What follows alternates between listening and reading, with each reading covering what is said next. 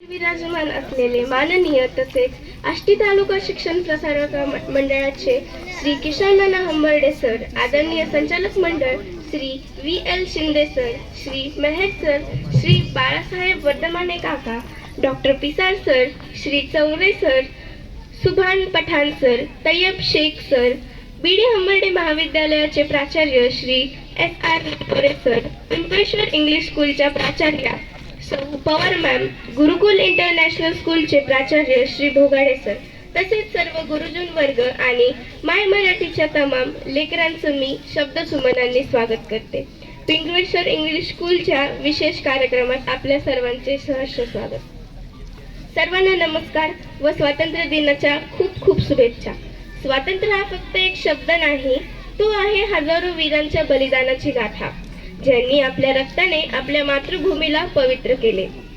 आज या विशेष कार्यक्रमात आपण त्या अमर शूरवीरांच्या कथा ऐकणार आहोत, ज्यांनी आपल्या स्वातंत्र्यासाठी आपले सर्वस्व अर्पण केले. आजच्या कार्यक्रमाचे शीर्षक आहे स्वातंत्र्याचा प्रवास, बलिदान, शौर्य आणि प्रेरणा, ज्यात आपण भेटणार आहोत झाशीची राणी, लोकमान्य टिळक, महात्मा गांधी, सुभाषचंद्र बोस आणि अनेक महानायकांना, ज्यांच्या कर्तृत्वामुळे आज आपण स्वतंत्र आहोत. चला या वीरांच्या संघर्षाचा, त्यांच्या त्यागाचा आणि त्यांच्या अमर प्रेमाचा एकत्रपणे अनुभव घेऊया. ब्रिटिश ईस्ट इंडिया कंपनी 16व्या शतकात व्यापारासाठी भारतात आली. 18व्या शतकात मध्यंतरी त्यांनी कपट आणि बलाने भारताच्या मोठमोठ्या भागांवर नियंत्रण मिळवायला सुरुवात केली. ब्रिटिश राजवटीमुळे भारतीय जनतेला अनेक संकटे व शोषणाचा सामना करावा लागला. भारतीय स्वातंत्र्य लढ्याची पहिली ज्योत म्हणजेच झाशीची राणी राणी लक्ष्मीबाई, जिच्या पराक्रमाने आणि साह्याने 1857च्या उठावाला सुरुवात झाली. 23 मार्च 1858 रोजी जेव्हा ब्रिटिश जनरल रोझेने झाशीला वेढा घातला, तेव्हा राज्याच्या रक्षणासाठी तिने ब्रिटिश सैन्याशी लढाई केली. तिच्या रणांगणातील तलवारीचे वार अजूनही आपल्याला लढाईची प्रेरणा देतात. आज त्या महान वीरांगनेची कथा ऐकूया व टाळ्यांच्या गजरात आमंत्रित करूया झाशीची राणी राणी लक्ष्मीबाई यांना.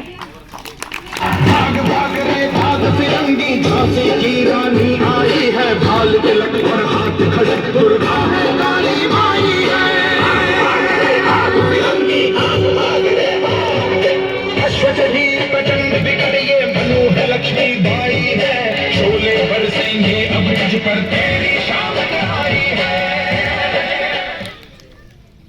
सर्वांना माझा नमस्कार. माझे नाव लक्ष्मीबाई गंगाधरराव नेवाळकर. आशा करते की तुम्ही सर्व मला झाशीची राणी म्हणून ओळखतच असताल. माझा जन्म एका छोट्या घरात झाला. ज्यावेळेस मी 4 वर्षाची होते, अगदी 4 वर्षाची होते, त्यावेळेस माझी आई गेली. त्यानंतर माझे वडील मोरोपंत यांनी माझा सांभाळ केला व युद्धकलेचे शिक्षण दिले. पुढे चालून माझे विवाह झाशीच्या राजा गंगाधरराव यांच्याशी झाला. लग्नाच्या काही काळानंतरच त्यांचा मृत्यू झाला व सर्व झाशीची जबाबदारी माझ्यावर आली. परंतु हे ब्रिटिशांना मंजूर नव्हते. त्या कारणाने त्यांनी माझा विरोध केला व माझे राज्य बळकावण्याचे प्रयत्न सुरू केले.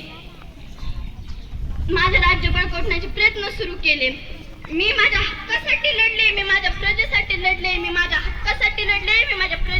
लढले. शेवटी मी माझे प्राण त्यागले, पण ब्रिटिशांच्या शरणी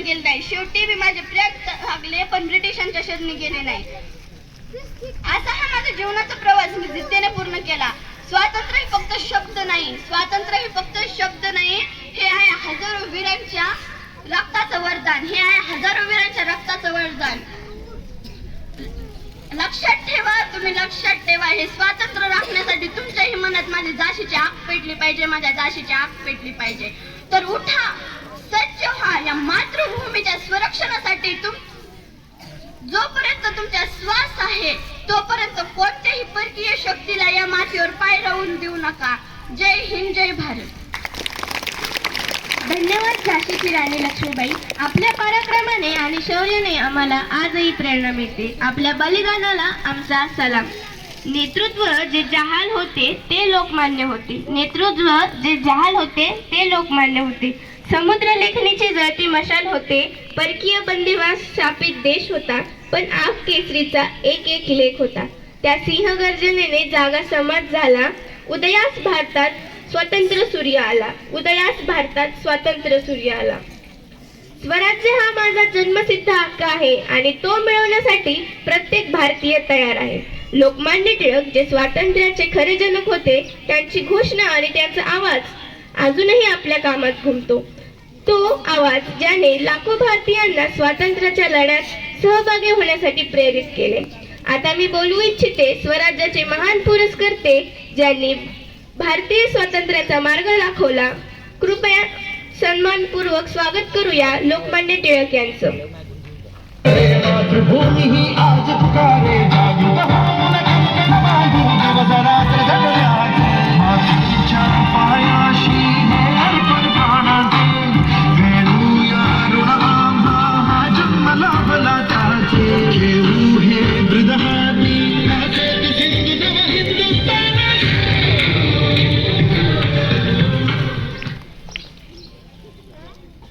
स्वराज्य हा माझा जन्मसिद्ध हक्क आहे आणि तो मी मिळवणारच. माझं नाव बाळ गंगाधर टिळक. 23 जुलै 1856 रोजी रत्नागिरी येथे माझा जन्म झाला. मला लहानपणापासूनच अन्याय चीड होती. शिक्षण पूर्ण झाल्यानंतर मी मराठा आणि केसरी या दोन पुस्तकांना सुरुवात केली. केसरी हे मराठीमध्ये आणि मराठा हे इंग्रजीमध्ये. त्यातून लोकांमध्ये स्वातंत्र्याची भावना जागृत करण्याचा प्रयत्न केला. मी गणेशोत्सव आणि शिवजयंती सारख्या सणांना लोकप्रिय बनवले. 1 ऑगस्ट 1920 रोजी मी अखेरचा श्वास घेतला. जय हिंद, जय भारत. धन्यवाद लोकमान्य टिळक. आपलं धैर्य आणि नेतृत्व आम्हाला सदैव प्रेरित करत राहील. आपले विचार आमच्या मनात सदैव जिवंत राहतील. आता आपण ओळख करून घेऊया त्या 3 क्रांतिकारकांची ज्यांच्या धैर्याने आणि दृढ निश्चयाने ब्रिटिश साम्राज्याच्या पायाखालची जमीन हादरवून लावली. ते 3 वीर ज्यांनी देशाच्या स्वातंत्र्यासाठी आयुष्याची आहुती दिली, मात्र त्यांच्या चेहऱ्यावर कधीही कसलीही भीती नव्हती. 23 मार्च 1931 भारताचा स्वातंत्र्याच्या संघर्षात 3 क्रांतिकारक स्वातंत्र्य सैनिक भगतसिंग, सुखदेव आणि राजगुरू फाशीला सामोरे जाण्यासाठी तयार होते. ते कोठडीत एकत्र असताना हे स्वातंत्र्यवीर फाशीच्या आदल्या रात्री आपल्या प्रवासाचा विचार करताना.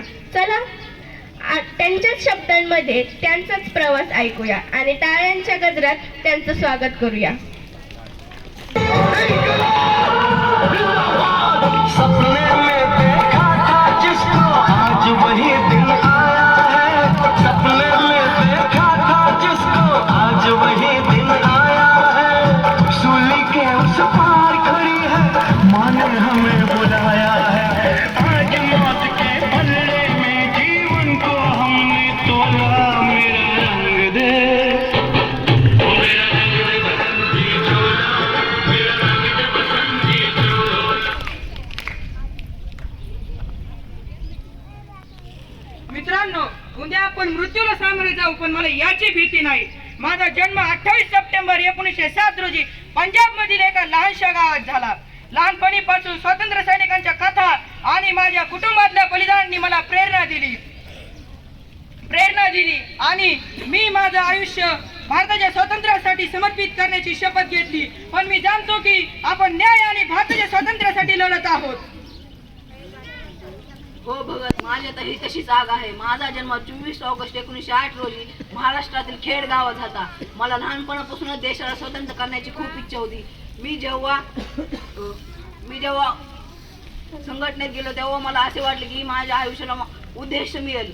भगत, मी तुझ्या धैर्याचे नेहमीच कौतुक करतो आणि आपण सुखदेव सह मिळून प्रेमाने एकत्र आलो. बंधूंनो, मी देखील माझ्या नियतीला सामोरं जाण्यास तयार आहे. माझा जन्म 15 ऑगस्ट 1907 रोजी लुधियाना ह्या शहरात झाला. लहानपणापासूनच मला माझ्या पूर्वजांच्या शौर्यांच्या आणि बलिदानांच्या कहाण्यांचा प्रभाव माझ्यावर पडला. भारताच्या स्वातंत्र्यासाठी माझ्या कटिबद्धतेमुळे मी संघटनेत सामील झालो. तिथे मला तुमच्यासारखे सखी मिळाले.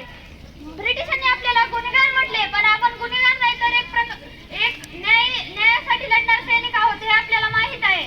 आपल्या लोकांमध्ये जाग करण्यासाठी आपली कृती आवश्यक होती हे मला माहीत होते. हो सुखदेव, उद्या आपण हसत हसत या जगाचा निरोप घेऊ. या रक्ताने मातृभूमीला स्वातंत्र्य मिळवून देऊ. हो भगत, आपण आपल्या देशासाठी मरणार आहोत याचा मला अभिमान वाटतो. आपल्या बलिदानामुळे आपला देश स्वतंत्र होईल आणि लाखो लोकांना प्रेरणा मिळेल. जाते जाते बस इतना ही कहना है, सरफरोशी की तमन्ना अब हमारे दिल में है, देखना है जोर कितना बाजू ये कातिल में है. अपने लहू से हम लिखेंगे अपनी दास्तां, जालिमों से छीन लेंगे ये जमीन ये आसमां. सरफिरे जवान हम तो मौत से भी ना डरे, ए आचा इस देश पे गवार हम जो करे. सरफरोशी की तमन्ना अब हमारे दिल में है, मुल्क पे कुर्बान है जो दिल में है. जय हिंद. धन्यवाद भगतसिंग, राजगुरू आणि सुखदेव. तुमचे साहस आणि त्याग आम्हाला सदैव प्रेरित करत राहील. आपल्या त्यागाला आमचा सलाम.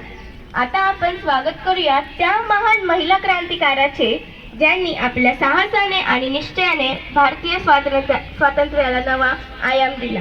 जिच्या हृदयात भारत मातेची निखळ प्रेम भावना धडधडत होती. ती धैर्यवान आणि अप्रतिम नेती मादाम भिकाजी कामा. त्यांच्या शब्दातून आज आपण अनुभवूया त्या ज्वलंत प्रेमाची जाणीव, ज्या प्रेमासाठी त्यांनी आपलं संपूर्ण जीवन समर्पित केलं. तर करूया मोठ्या अभिमानाने स्वागत मॅडम भिकाजी कामा यांचं.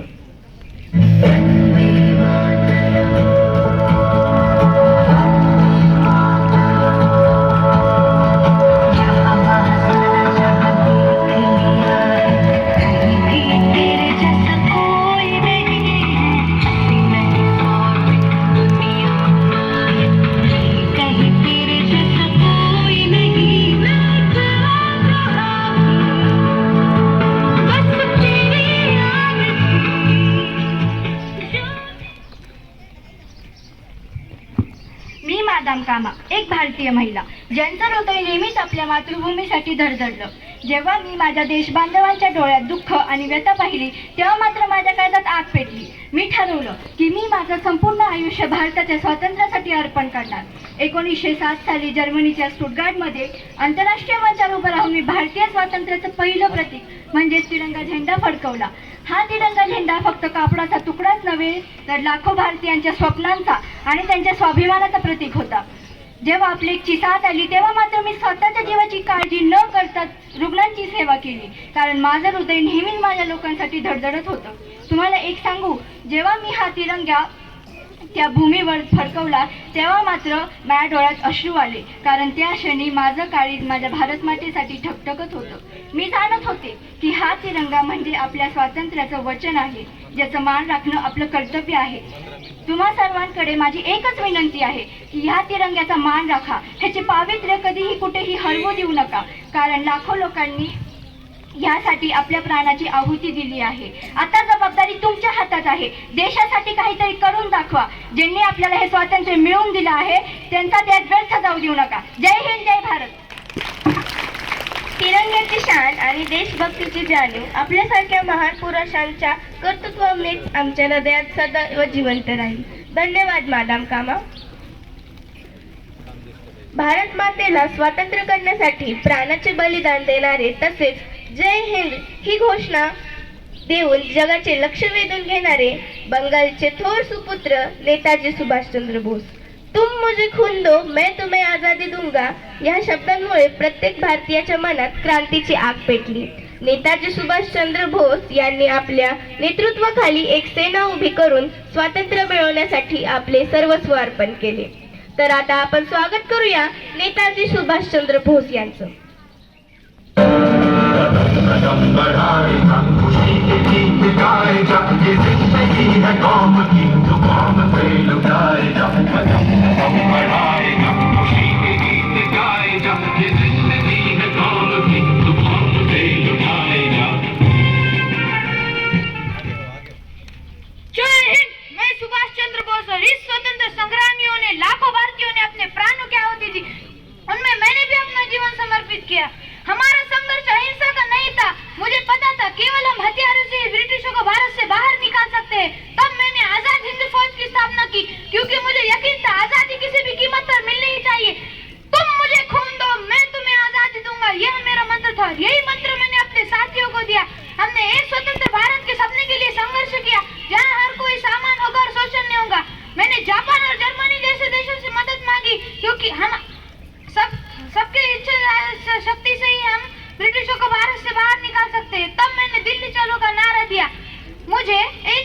कहनी है, मुझे एक ही बात कहनी है, बच्चों स्वतंत्र अमूल्य है, ये केवल कठिन परिश्रम और बलिदान से ही प्राप्त हुए हैं। आप अपना जीवन भारत माता के लिए समर्पित कीजिए। सच्चे स्वतंत्र तभी होगे जब आप अपना जीवन भारत माता के लिए समर्पित कीजिए। जय हिंद। धन्यवाद नेताजी. आपल्या प्रेरणादायी शब्दांनी आमच्या हृदयात स्वातंत्र्याबद्दल आदर आणि प्रेम आणखीनच वाढवलं आहे.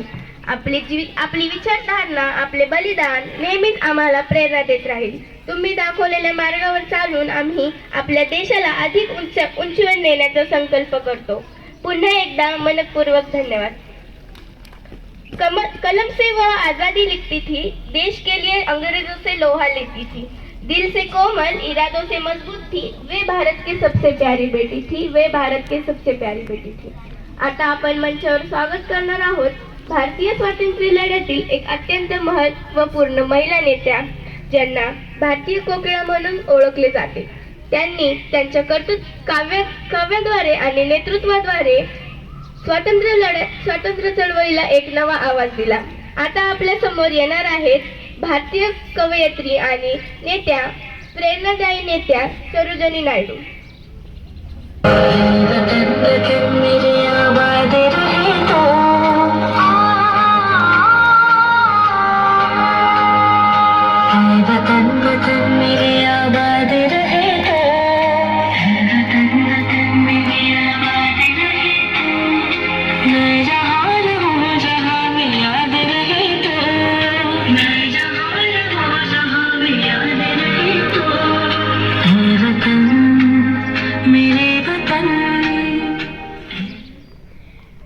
अनेक स्वातंत्र्यवीरांनी झेललेल्या गोळ्यांनी दडे छातीवर, अनेक स्वातंत्र्यवीरांनी झेललेल्या गोळ्यांनी दडे छातीवर, म्हणूनच आज आपण इथे सगळे उभे आहोत अभिमानाने या महाराष्ट्राच्या मातीवर, म्हणूनच आज आपण इथे सगळे उभे आहोत या महाराष्ट्राच्या मातीवर. सुप्रभात. मी सरोजिनी नायडू. माझा जन्म 13 फेब्रुवारी 1879 रोजी हैदराबाद येथे झाला. मला लहानपणीपासूनच कविता करण्याची खूप आवड होती. माझ्या कवितांमध्ये लोकांना प्रेम, निसर्ग व देशप्रेम यांचे प्रतिबिंब दिसत होते. म्हणूनच काही लोक मला भारतीय कोकिळा म्हणून देखील ओळखत होते. माझे शिक्षण इंग्लंडमध्ये झाले. तिथून परतल्यावर मी भारतीय स्वातंत्र्य चळवळीत सक्रिय झाले. गांधीजींच्या नेतृत्वाखाली मी सत्याग्रह व असहकार यामध्ये देखील सहभागी झाले. भारतीय राष्ट्रीय काँग्रेसच्या अध्यक्षपदी निवडली गेलेली मी पहिली महिला ठरले. स्वातंत्र्यानंतर देखील राज्यपालमध्ये मी पहिली महिला राज्यपाल झाले. मी स्वातंत्र्य लढ्यात अनेक महिलांना सक्रिय बनवले. स्वातंत्र्य हीच आमची प्रेरणा आहे, स्वातंत्र्य हीच आमची प्रेरणा आहे हा माझा नारा होता. 2 मार्च 1949 रोजी मी या जगाचा निरोप घेतला, पण माझे कर्तृत्व, विचार व नेतृत्व या जगात कायम अजरामर राहील. जाता जाता एवढेच बोलावेसे वाटते, देशासाठी जन्म आपला, सेवा आपले काम, देशासाठी जन्म आपला, सेवा आपले काम, करुणी या भारत मातेला वंदन, मी जिजवले माझे प्राण, करुणी या भारत मातेला वंदन, मी जिजवले माझे प्राण. धन्यवाद. जय हिंद, जय महाराष्ट्र. धन्यवाद सरोजिनी नायडू. आपल्यातील देशप्रेम आणि नेतृत्वाची गोडी आमच्या हृदयात नेहमीच ताजगी ठेवेल. आपल्या योगदानामुळे महिलांना स्वातंत्र्य लढ्यात सक्रिय बनवणारा आदर्श स्थापन झाला आहे. आपल्या अमर विचारांसाठी पुन्हा एकदा धन्यवाद. आता मंचावर आपल्याला 2 महान समाजसुधारक भेटणार आहेत, ज्यांनी समाजातील अज्ञान, अंधविश्वास विरुद्ध लढा दिला आणि मुलींच्या शिक्षणासाठी आपले सर्वस्व अर्पण केले. हे आहेत महात्मा फुले आणि सावित्रीबाई फुले. त्यांच्या प्रेरणादायी कार्यामुळे आज आपण आपल्या समाजात अनेक सुधारणा बघतो. चला त्यांचा संवाद ऐकूया व टाळ्यांच्या गजरात त्यांचं स्वागत करूया. वो ममता की थी तस्वीर, हाँ वो थी एक क्रांतिवीर, वो जग को राह दिखाती थी, सबको जीना सिखलाती थी, नारी के अधिकारों के लिए हर पल आवाज उठाती थी, ज्योतिराव, पहा आपल्या शाळेच्या मुली किती सुंदर दिसत आहेत या गणवेशात. त्यांना शिक्षण मिळते हे बघून मला खूप आनंद होतो. आपल्या स्वप्नांची पूर्तता होते असं वाटतंय. हो सावित्री, सावित्री, जेव्हा तू मुलींना शिकवायला सुरुवात केली होतीस तेव्हा किती अडथळे आलते, आठवतंय का तुला? पण तुझ्या धैर्याने आज या मुली शिकत आहेत. हो, आपण दोघांनी मिळून समाजातील अन्याय, अंधश्रद्धा आणि अन्यायाविरुद्ध लढा दिला. पण या संघर्षात आपल्याला ब्रिटिश राजवटीचा विरोधही सहन करावा लागला. त्यांनी आपल्यावर नियंत्रण ठेवण्यासाठी आणि आपले कार्य रोखण्यासाठी अनेक अडथळे आणले. हो सावित्री, ब्रिटिश राज्याला आपल्या कार्यामुळे धोका वाटत होता, कारण आपण लोकांमध्ये जागरूकता निर्माण करत होतो. त्यांनी आपल्यावर किती दबाव टाकला, पण आपण खतायच्या ऐवजी अजून दृढपणे आपले कार्य करत राहिलो. हो ज्योतिबा, आपल्याला ब्रिटिशांनी अनेकदा त्रास दिला, पण आपण आपल्या ध्येयावर ठाम राहिलो आणि या मुलींच्या शिक्षणासाठी आपले कार्य सुरूच ठेवले. सावित्री, ब्रिटिशांच्या विरोधाने आपले धैर्य कमी झाले नाही. आपण त्याच आत्मविश्वासाने लढत राहिलो. आपण जे प्रयत्न केले त्याचा प्रभाव आज मुलींच्या चेहऱ्यावर झळकतो. हो, आपल्या कार्याचं खरं यश हेच आहे की या मुलींनी आपल्या संघर्षातून स्वतःचं जीवन घडवायला सुरुवात केली आहे. आपल्या संघर्षातून त्यांनी प्रेरणा घेतली आहे आणि हेच आपलं खरं यश आहे. मुलांनो, या जगात मनुष्य ज्ञानाशिवाय काहीच नाही. तुम्ही प्रयत्न करा की आपला हक्क समाजाकडून कसा मिळवायचा आणि तो हक्क तुम्हाला मिळवायला ज्ञानी बनावा लागेल. हो, समाजातील अन्याय, अंधश्रद्धा आणि विषमता यांचा विरोध करा आणि आमच्या संघर्षातून समाज सुधारण्याचा प्रयत्न करा.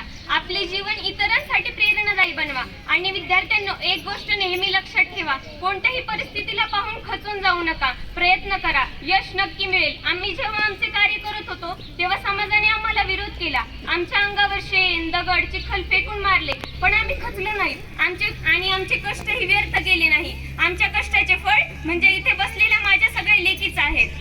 धन्यवाद. महात्मा फुले आणि सावित्री फुले यांनी आपल्या जीवनात संघर्ष आणि धैर्याने समाजात बदल घडवले. त्यांच्या शिक्षण आणि समतेच्या कार्याची प्रेरणा आजही आमच्यात जिवंत आहे. त्यांना वंदन करून त्यांच्या कार्याचे आदर्श मानून आपल्याही जीवनात समाजासाठी योगदान देण्याचा संकल्प करूया. जे देशासाठी लढले ते अमर हुतात्मे झाले. सोडिले सर्व घरदार, त्यागीला सुखी संसार. ज्योती सम जीवन जगले, ते अमर हुतात्मे झाले. सत्य आणि अहिंसा यांच्या शक्तीने त्यांनी ब्रिटिश साम्राज्याला हादरवून सोडले. असे महात्मा गांधी, एक साधा माणूस ज्याच्या संग्रहांनी जगाला नवा मार्ग दाखवला. त्यांच्या आवाजात अशी एक शक्ती होती की ज्याने लाखो लोकांना नव्या स्वप्नांची ओढ निर्माण केली. चला तर मग आता स्वागत करूया आपल्या देशाचे राष्ट्रपिता महात्मा गांधी यांचं. माटी पुकार तुझे देश पुकारे, आजा रे रघु आजा रे, भूले हम रहे हमें राह दिखा दे, आजा रे राह दिखा दे.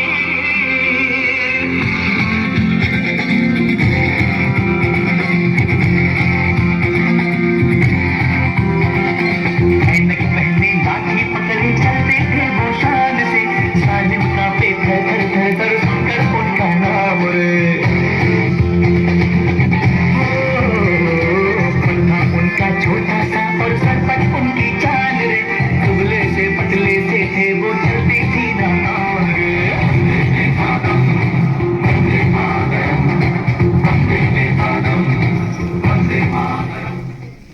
ओळखलंत का मला? अगदी बरोबर, मीच तुमचा लाडका बापूजी. माफ करा, माझे पूर्ण नाव मोहनदास करमचंद गांधी आणि तुम्हीच मला महात्मा व राष्ट्रपिता ही उपाधी दिली.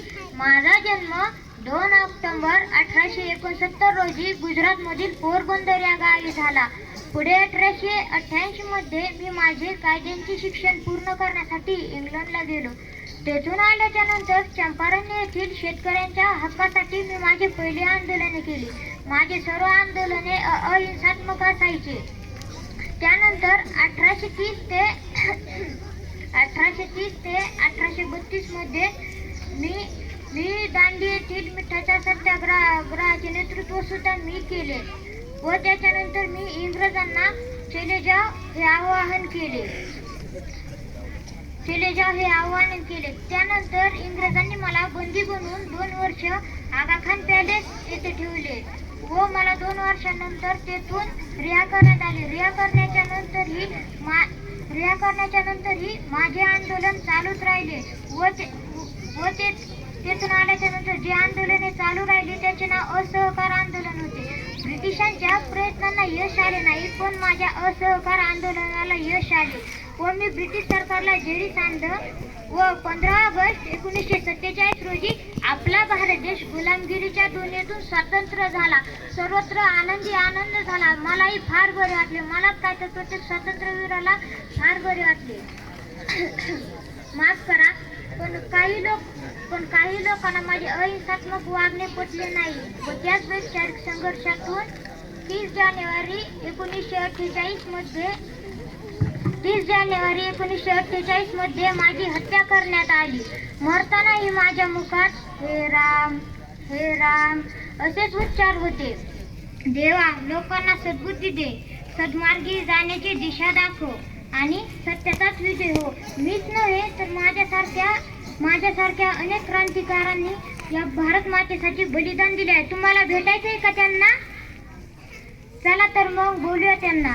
या रे माझ्या वीरांनो.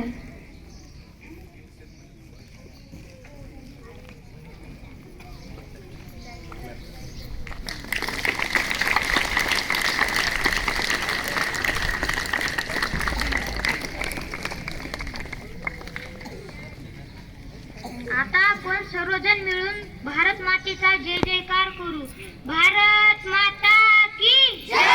भारत माता की जय. भारत माता की जय. वंदे मातरम. वंदे मातरम. वंदे मातरम. इथे जमलेल्या माझ्या सर्व देशसेविकांनो, हे शूर तसेच असंख्य इतर वीरांनी आपले जीवन आणि स्वप्ने आपल्याला मिळालेल्या स्वातंत्र्यासाठी अर्पण केले.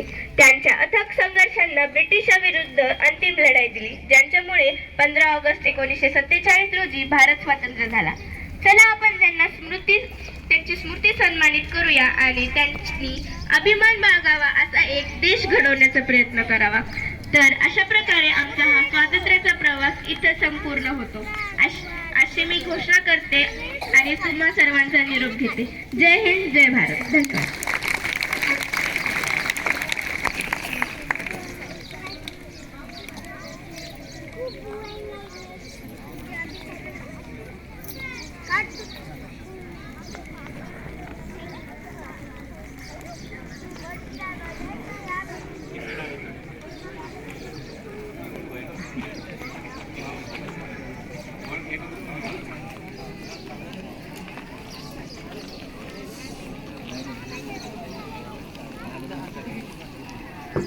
आदिती.